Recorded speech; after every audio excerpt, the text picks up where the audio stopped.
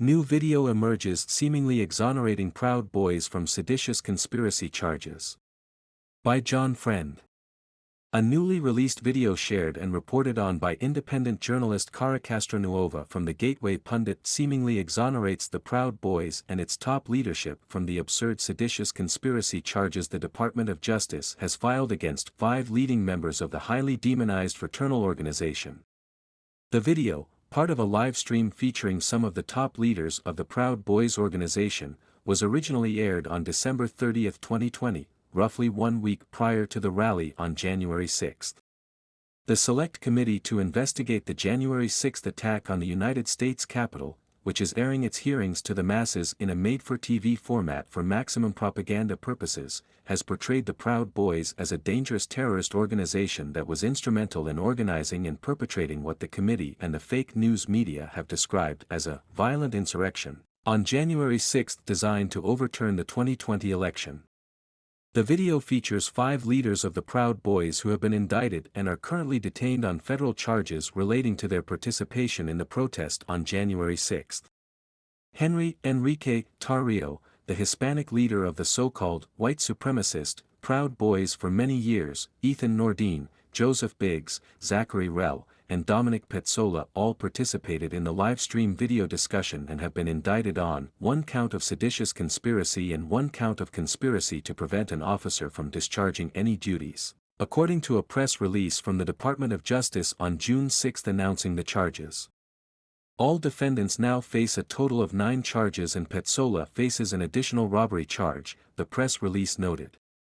The video was apparently a live recorded Zoom meeting that the Department of Justice confiscated from Tarrio upon his arrest. The full video has been discovered and posted by the Gateway Pundit. According to reporting by Castronuova, this particular live stream discussion has been mentioned in court hearings but was not available to the public until today. Furthermore, prosecuting attorneys had viewed the recording in its entirety and cherry-picked out bits to misconstrue evidence to incriminate the defendants. In the video, Tarrio explains that Proud Boys would never be the ones to cross the police barrier, or cross something, in order to get to somebody. We're always going to be the ones standing back. And we're always going to be the ones to defend. The live stream was part of a discussion of the Ministry of Self-Defense, a special group within the Proud Boys broader organization created by Tarrio in December 2020 to better coordinate the group's public protest strategies.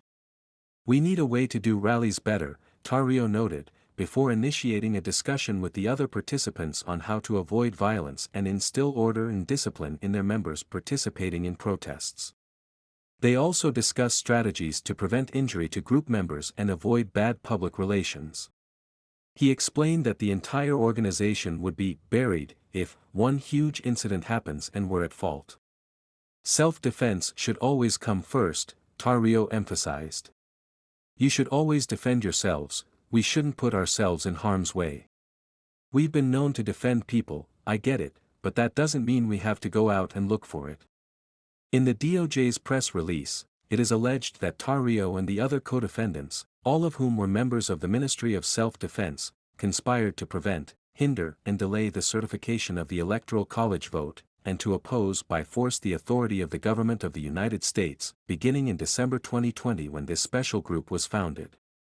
On January 6, 2021, the defendants directed, mobilized and led members of the crowd onto the Capitol grounds and into the Capitol, leading to dismantling of metal barricades, destruction of property, breaching of the Capitol building, and assaults on law enforcement, the press release notes. Ignoring key pieces of evidence demonstrating the chaos in the Capitol was actually facilitated by law enforcement stationed there that day.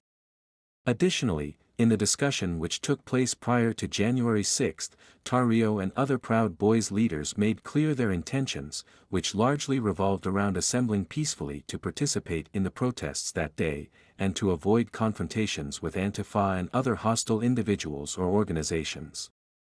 They sought to bring a level of order and professionalism to the group's upcoming march in Washington on January 6, 2021, that had, by his own account, been missing at earlier Proud Boys rallies in the city, according to a report published by the New York Times.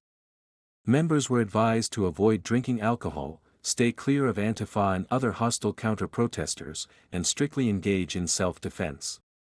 There is no evidence pointing to a group planning on taking over the government, Castronuova notes in her article.